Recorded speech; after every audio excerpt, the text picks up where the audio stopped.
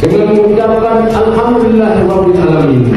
Seleksi Kabupaten MTQ Kabupaten Pidijaya tahun 2025 dengan resmi kami nyatakan ditutup.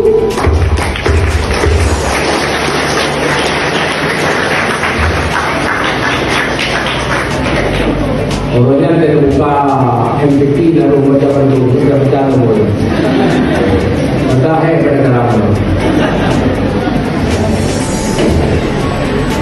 Pergi pagi menjemput mentari,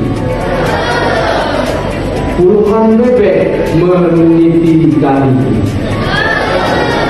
Semoga kabilah terus berprestasi, mengharumkan nama daerah tercinta ini.